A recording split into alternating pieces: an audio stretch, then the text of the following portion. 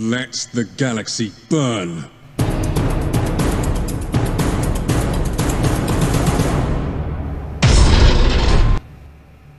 Hi guys, Skypoint here. Today I'd like to share with you what's rapidly becoming one of my favorite warlords in the game, Erebus of the Wordbearers. Now this kind of surprised me because Erebus himself is a low initiative warlord, and as you may have told when I did my initial introduction to the Wordbearer cards, I couldn't quite understand what on earth his ability was. Well, it's pretty awesome. Erebus can pull troops out of thin air, basically. He can pull a 3/3 demon for spending 2 energy, which is actually the most powerful unit right now which any warlord can generate on their own.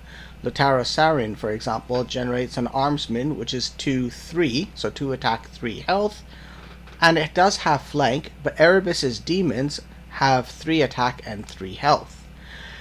That doesn't sound great, but it just works. So let's take a look at my deck and I'll talk you through the concept over here. This is basically a swarm deck. You can see I don't have a lot of high cost heavy hitters in here. The general concept of this deck is to just throw out a whole bunch of powerful throw out a whole bunch of low-ranking troops with some decent buffs on them and use those to basically murder the enemy warlord. Let's run through what I have here in the deck. So we have a pair of Fasadian infantry to start with. Now I run these in a couple of decks, but they actually have a really great use in the Wordbearers decks because the Wordbearers have a lot of bonuses which trigger when infantry die. And Fasadian infantry, only having 1 health, die very easily, and as they die they have this neat backlash effect, which is you draw a card, which is cool. We also have a Testamentum Veritas. Now I used to have 2 of those in the deck. I cut it down to 1, I'll explain why later on. But this deck will generate a lot of demons, and what's often pretty useful to do is actually buff those demons once they're on the board. So that's a neat little card. It's often key to many of my wins over here. Next up, I have a pair of Arcadiases. Now this one's actually interesting because before I had Arcadias, I actually had 2 more 7-cost cards, which were, if I go down here, oops, let's just go straight to 7, not that, sorry.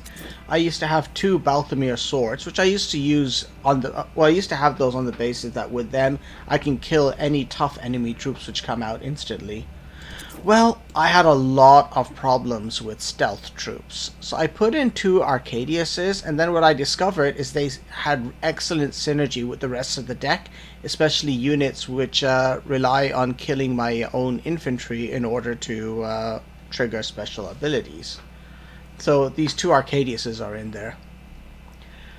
Next up, also for generating lots of weak troops, is a pair of Zesugal squads from Wordbearers. So these guys do work. Like, it helps me to put a lot of troops on the board early on to mess around with special abilities with later on. An Ambassador Melgator to start trying to deal with some of those more troublesome low-ranking enemies or low-attack enemies specifically. Terra in reality is my way of getting rid of anything which is a real problem. Hopefully I can kill all the weak enemy troops, leave only their tough guy, and use Terra in reality to just bury him back in the enemy deck. A pair of Salon 11th infantry. So these guys are pretty much a straight upgrade off the Fasadian infantry. They cost 3 times as much, but they have 3 health and 2 attack. But they have the same backlash ability. Next, we start getting into more of the proper Wordbearers, Gorlem squad. So these guys will destroy a friendly infantry when they rally and gain demon hosts twice, and that's going to hopefully trigger the backlash abilities on Salon 11th or even Fasadian infantry. Colex support. These, I originally had put them in there on the basis that, hey, well, this will actually work pretty well with all those cheap infantry I have, and the idea was they just sit there and blast away at the enemy warlord. But of course these guys have front line, so they are going to die first when you deploy them. But that's fine, that's what frontline troops are for, right? Like, if they ever survive long enough to trigger the relentless ability, That's a neat bonus, but aside from that, 3 energy for a 3 attack, 3 health unit is pretty average, so I'll be happy with that. Sorbak Pal. This is the second of the legendaries we have, and this guy is great. Basically, I like putting him in play when I have a ton of troops on the board who are about to attack and die, and when they do that, Sorbak Pal will be pulling a Chaos Spawn out each time it happens, which is super neat. We also have Erebus as another legendary, useful for healing also because he is an infantry. He triggers a lot of those kill infantry abilities, although he dies when that happens, but it gives you a last ditch option. Jadamus Squad, these are also a really cool one because they help you just control the board by throwing out Horus Occultists, which are 2 attack, 3 health, and generate Taints of Chaos cards when they attack the enemy warlord. Ashen Circle. Now I love these guys because they can gain rally, and then you can throw them into a powerful enemy unit, and if they die they deal 4 direct damage as well as 2 area damage to everyone. So these are the first of my 5 anti-stealth cards which I actually have in this deck, because these guys can do damage to stealth units. Curze said, he's another legendary. And he's really good if his sacrifice ever gets triggered.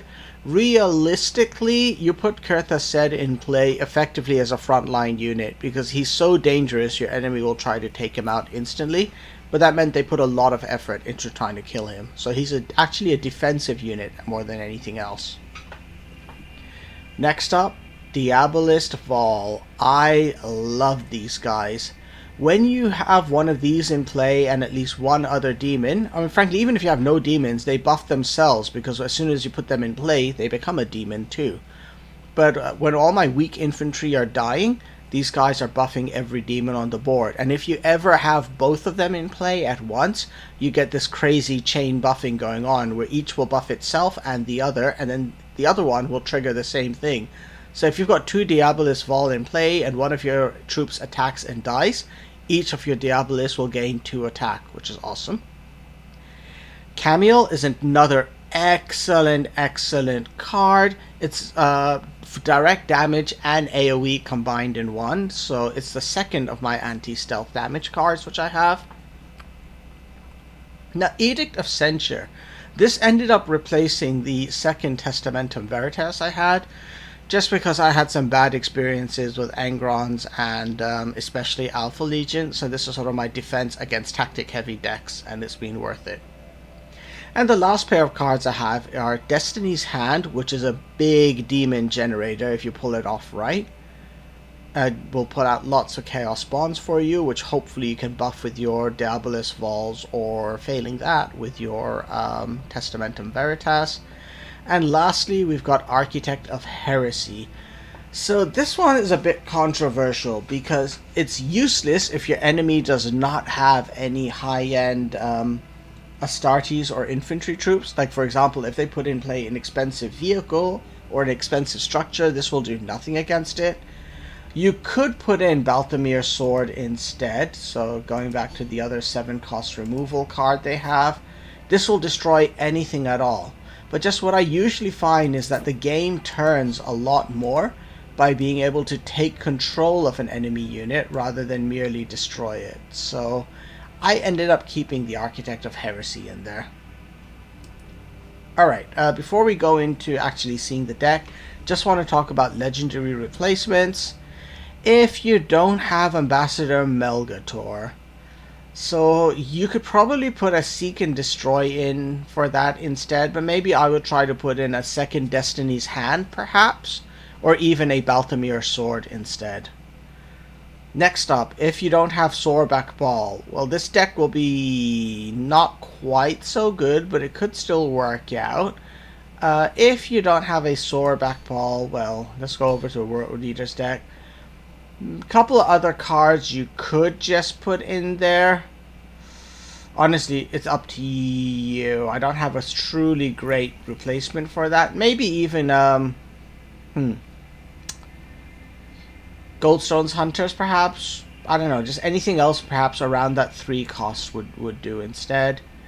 If you don't have Ecratres, a Pi Alpha from the Mechanicum deck will do the same job as well. Heal you and give you a body to kill with the other abilities. It just will be slightly less efficient than Ecratres in that spot. If you don't have Kurtha's Sedge, then instead of 5 energy, for 6 energy, I would actually recommend you go with Malnor Squad, because this deck has so many infantry troops in it that you'll probably benefit from that a lot. And then lastly, if you don't almost lastly, if you don't have Edict of Censure, probably as a defensive move, I would put the Ornitov's Barge, or maybe even let's take a look here. What else was there at 5 energy and legendary? You know what Duke Mortimer could do if you have that, or if you have Ornitov's Barge. If you don't have a legendary to put in there, honestly, you can never go wrong with jams, so perhaps a Sigma Phi would do. Plus they count as infantry, so you can kill them with other abilities later on if needed. And lastly, if you don't have Architect of Heresy, again, Balthamir's Sword's a very easy substitute for that. We'll do almost the same job. Okay, so enough of talking through the deck. Let's go ahead and see it in action. Alright, so the first fight we're going to see is against Konrad Curze. So, my initial starting hand, I'm actually replacing a bunch of cards. It's far too early to get Camille out. I won't be able to play them for a while. And I don't really start off with any demons instantly in play, or enough demons instantly in play, so I'm going to put away Testamentum Veritas. Zesugol Squad is a great one to start with, so I'm going to keep that. Okay, and I got a Gorlem Squad, who next turn will be able to actually kill one of the cheap guys generated from Zesugol Squad, so that's actually looking pretty good. So this is an easy move over here. I'm going to throw out Zesugol Squad. Now honestly, I probably should just attack Konrad Curze at this point, because you're trying to kill Curze before he manages to turn into Night Haunter. Okay, so look at that. He put out a Jubak Starsight. So Jubak will have to die. Oh, that's going to be convenient. Who's he attacking with Jubak? Oh, that's great. Okay, that makes him easier to kill. So he copied a card. It's probably one of my legendaries. Alright, so we're going to go ahead and drop Gorlem Squad. Use that to kill my little cheap guy. And, okay, I was hoping he would get flank, but he does have Cleave, which will help to start taking down that Recon Claw soon. He plays Curse of Foresight, which hopefully means he won't be able to kill my Gorlem Squad. Yeah, he didn't. So, Gorlem Squad can now... Okay, well, let's do this. I'm going to drop that guy, generate some more weenies, and now trigger my summoning portal to get ready with a demon at the end of my next turn. And there you go. That Recon Claw is taking some damage. Okay, that's a good move. He's pretty much used up most of his energy just finishing off my weakened Gorlem Squad. And now look at that. We are on equal health. I threw out so many troops, he had to spend time just trying to kill them all. Okay, this is looking good. Let's bring out Diabolist Vol right now. And excellent, he gained Survivor. Now I can throw my weak troops straight into him, so that the Diabolist gets buffed up to some nice crazy levels of attack. And now at the end of this turn, I also spawn a demon. Nice. There's my little Chaos spawn. Manifest Destiny. He's really trying to make sure he can trigger Night Haunter, isn't he? Okay, 6 energy over here. So I'm going to drop my Salin 11th and a frontline unit to try and protect my Diabolist now. And there we go. We're really starting to pummel Konrad Curze hard now. 14 health plus 5, so 19 health against my 25. Okay, he's drawing abandoned supplies. Oh, there we go. It's Endros check. Okay, now it's a real timer. And who's he sending back? Okay, he's sending back my frontline troop. And he's going to try... I would have used the Recon Claw to finish that guy instead. Okay. Let's go ahead and start trying to overload him with targets to kill. Plus, when the Fasadian infantry dies, that Diabolist gets even stronger. And I think this is almost going to be over for him. Yeah, because I can use Camille to finish him off soon. And he ends on 1 point of health, and I've got 2 cameos to drop on him in the next 2 turns before he turns into Night Haunter. Okay, so he's really trying to take down that Diabolus pretty fast. This is a good move by him. Okay. He finishes off my guy over there. And yeah, he's not taking any more damage. But that's it. It's time just to finish him off here. There's a cameo right on his head. 2 turns before he turns into Night Haunter. So that's an example of Konrad Curze just being overwhelmed with way too many troops. The second fight we're going to look at is against Ferrus Manus, and appropriately the player is named Ferrus, although with a PH instead. This is not a great starting hand. I'm ideally looking for my Zesugol squads or my 3 energy legendary guy. Got neither of those here, so I'll just be done and go. Like, there we go, Zesugol squad popped out. Nice. Now we're both low initiative, so I had a 50% chance of going first. I'm actually just creating a summoning portal. Okay. Interesting. Let's just go ahead. Oh, there's Sorback Paul. Nice. So let's throw out my Zesugol squad and get ready for this. Gonna try and overwhelm Ferrus with any luck. Okay, there he goes. He's got one of those guys who gets tougher every turn, Eutropius. See, he was way too defensive. Now I'm going to bring out Sorback Paul. We are going to generate 1 demon from him now. We're going to attack Eutropius squad with my Chaos Spawn to take it off the board. And now attack Ferrus and generate another demon. Now the one thing I've got to watch out for is after you kill enough of Ferrus's people, like 10 troops from his side, he can turn into Angry Ferrus pretty easily. Oh no, there's Sistar now. Sistar has got to die. So honestly, this little legendary guy, he's so close to dying right now. Like, he'll die if anything looks at him funny, so I just chose to attack with him anyway. And we're generating a warp spawn, and we're actually throwing out another Phassadian infantry to get ready for next turn. There we go. As expected, he desperately tried to finish off my little legendary dude. He kills a demon. That's fine with me. Those demons have maintenance penalties on me, so I don't mind losing them. Diabolist Wall. Nice. Okay, so let's have the demon die, which buffs Diabolist Wall. Attack Ferrus, and I'm actually going to wait because I'm hopefully going to use Gorlem squad to kill the Phassadian guy next turn. Oh, I have a new plan now. This is why we have Architect of Heresy. Watch as I completely mess up what this guy was hoping for. Yes, you are not worthy of having Captain Vargas. It's mine now. Alright. That's the cheapest steel card in the game, and I just love putting it to good use. And as my Phassadian infantry died, my demon got buffed. Great. And obviously now Vargas is going to start buffing all my guys from next turn, including my demons. Ferrus is down to 11 health. He goes, he destroys the demon. My Diabolist gets buffed. Oh, there's Winnow the Weak, and he kills the Diabolist. Okay, Deus Ex Ferrum to heal himself up a bit more, and that is it. Oh, and he quit. There we go. Bye-bye. So that was a pretty fast, quick match, just overwhelming Ferrus again, and showing this time how the Architect is a great card to just break people's spirits. This next one is against another pretty common warlord you nowadays face. It's against Bulveye. This is not a terrible...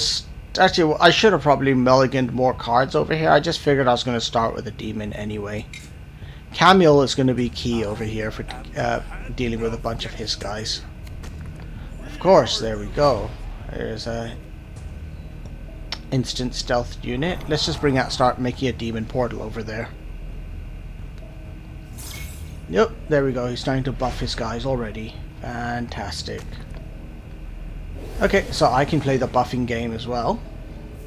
And let's drop a Fasagian infantry. Let's see if I can bait out his guy into killing the infantry.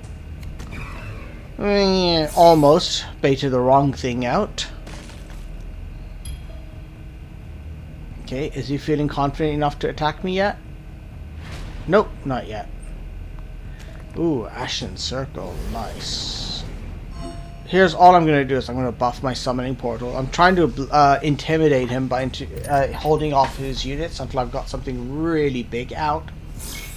There we go. He's continuing to buff his guys. He's not attacking because he's trying to make them strong enough to deal with my demon when he eventually pops out. Okay, but here it will come. My demon's about to be ready. You'll notice it has ward. So that's the most important thing I was waiting for, because with ward it's immune to direct damage and direct removal, which is what the Space Wolves have. Oh, unfortunately, actually no, this works I think. Let's see, is he gonna try and finish this guy off? Yeah, boom. Alright. Sore backpaw. Yeah, let's just go ahead and get rid of that Nisser scout right now. It was a little bit painful. I took 5 damage, but he does take 2 damage from the Camule, so now he's only 1 point of health ahead of me. Okay, he's continuing to drop units for buffing. Look at this. Alright, so let's go ahead and do this. I can wipe his board again pretty much the same way. These guys get fast. We're going to go ahead and throw them into the Roraks over there. Now, if he tries to attack them with McCormick's Reapers, they will hopefully die. Not quite, okay. Yeah, just look at that board presence of his. Okay, but there's another Ashen Circle, so this works almost. Let's drop Ekra Trez, so I have someone to die, and then also the Salin 11th. Ooh.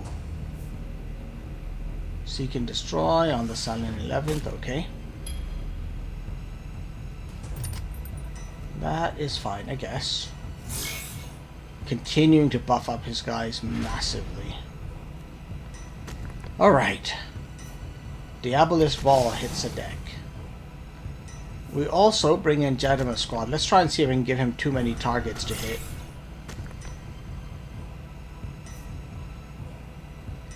Curse of the Wolfid. Okay, he's getting big here. Oh, and bye-bye Ekra. Should have done something with him. Okay, there's some buffing going on. That's cool. Okay, well, Diabolus Vol is starting to die there. Okay, lots of tough units going on.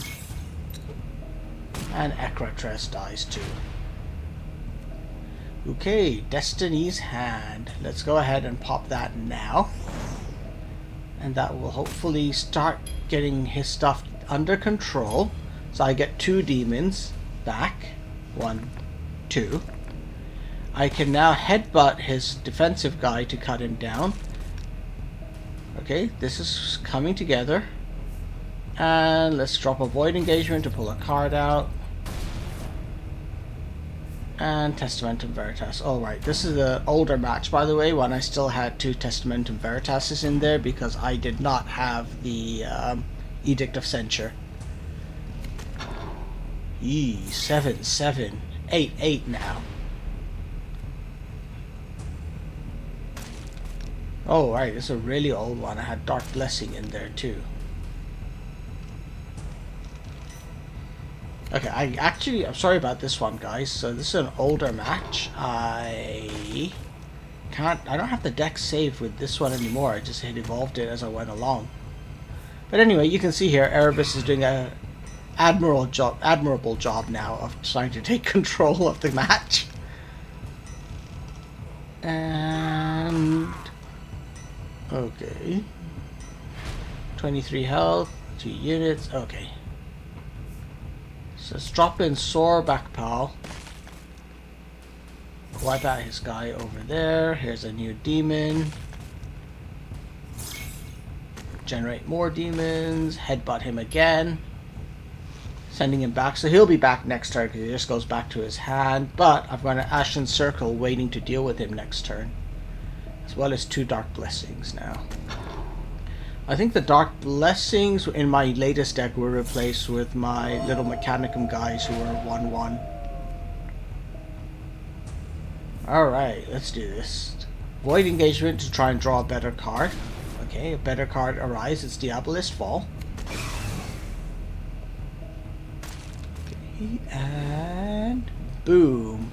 And as he dies, Diabolist Fall gets buffed. And he buffs all my demons as well. Sorry about that. So, may as well continue buffing my demons. And generate a portal because you can never have enough demons.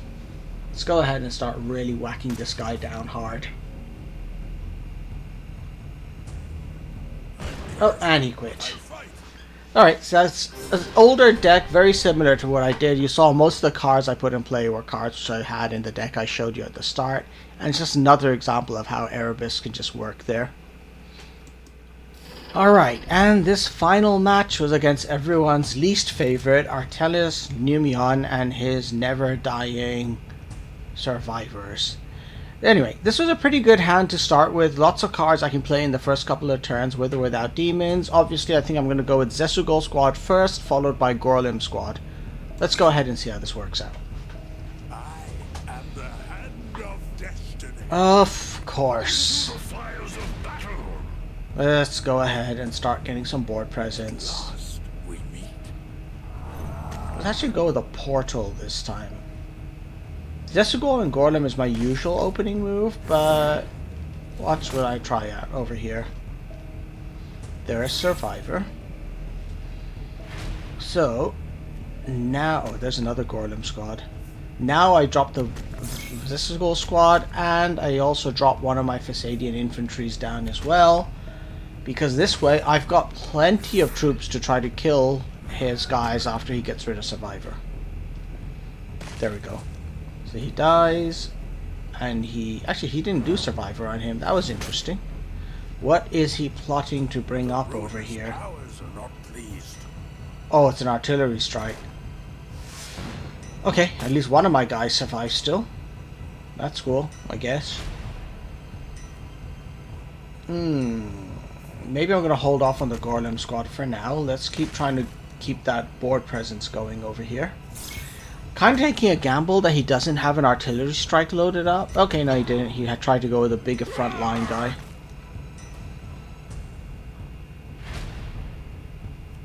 Ashen Circle. Yes, please. Watch. So he dies, and as he dies, I get to draw a card. It's a Colic Support. Let's go ahead and hit him, and then that wasn't enough to kill him, but the backlash, the sacrifice effect is. And I get a Taint of Chaos, which I will just go ahead and drop on the Zesugol, sorry, the Marine over here, which is perfect. Jadima squad now has stealth and is hard to remove directly. In every one of the 10,000 parts. Oh, that's a great move. These guys super irritating, Sibyllins, because as they die, a unit of mine goes back into my hand. Speaking of back into my hand, he sends my Horse Occultist back. Alright, let's drop a Fesadian infantry. We'll drop a Gorlim squad and kill the Fesadian infantry. I was hoping to get flank on him, unfortunately I didn't. Camille did come up, which is neat. Let's start making a portal. And let's get another Taint of Chaos. Okay, so he kills my Gorlim squad. The backlash itself didn't trigger yet. Now he's dumping loads of troops down. Okay, now he's got Survivor 1. Ugh. Last Towel is obviously buffing his entire line of Mechanicum troops, so that's an unpleasant surprise. Let's go ahead and start trying to cut their health down. Okay, I was trying to set them up for Camille, which is going to land right on that Mechanicum guy. I've got no troops to be sent home from the backlash. Just deliberate. I need Roshan squad to die, so I'll headbutt him. And then lastly, I'll pull out the Horse Occultists, and we will finish it there with my Chaos Spawn now entering the play. Okay, look at that. It's a Volcar squad with a ton of Survivor on it. Well, 2 Survivor. Okay, let's bring in Diabolus Vol and the Salan 11th. Because next turn I'll hopefully be able to bring in Sorback Paul and start triggering stuff with him as well. Okay, and there we go. Boom. What I'm hoping to do next turn is Sorback Paul and Gorlem Squad. Use Gorlem Squad to kill the Salan guy and generate some demons. Okay, here we go. Sorback Paul. If I kill all his troops, then Ita Kappa will be stunned. So let's drop a ton of troops to minimize the odds of the wrong one being sent back. I don't want the Diabolus Vol being sent back to me. As an insurance policy, in case he does, I'm going to attack with him first. And then attack with my warlord to kill that guy. And nope, of course, my best troop is sent back to my hand.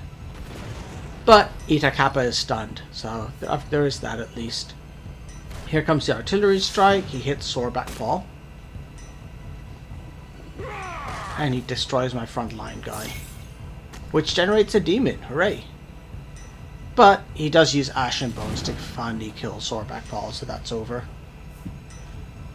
And there's another troop. Okay. We're going to drop Diabolus Vol over here. Throw the Salan 11th into Ita Kappa so that Diabolus Vol throws some neat buffs out to people. That's pretty neat. Collect support to protect my guys. And then lastly, just to make sure Ita Kappa stays stunned, we're going to just finish off the rest of his troops. And there he goes. You are not worthy of the secret of the Oh, and he quit. He saw the writing on the wall. Okay, so I hope this video gave you a little bit of an idea then of how to build and play Erlin. So let me just, not Erlin, sorry, Erebus. Let me just go and recap my cards on screen here again. You just need, one thing which I really enjoy about this deck is that there's no one killer move which it has, right? Your games will end in very different ways. Sometimes you'll be using tactics to finish off the enemy, like we saw with Konrad Curze. Other times you're going to be drowning them in demons. Other times your troops are just going to get buffed up and be killing the enemy like crazy. But the important part in all this is the deck seems to work pretty well for me, at least on the early part of Terra. I've been playing with it between 2500 and 3500 ranking. And I'm starting to use it to climb closer to 4,000, hopefully by the end of this season. Alright, so I will hopefully see you guys in my next video. If you haven't subscribed to my channel yet, make sure you do, because my next video is going to be my Ultramarines reveal video. So that's coming up soon this week. And then of course on Friday we are going to all be playing as Ultramarines in the new event. So until my next video, I'll see you guys later. Bye for now.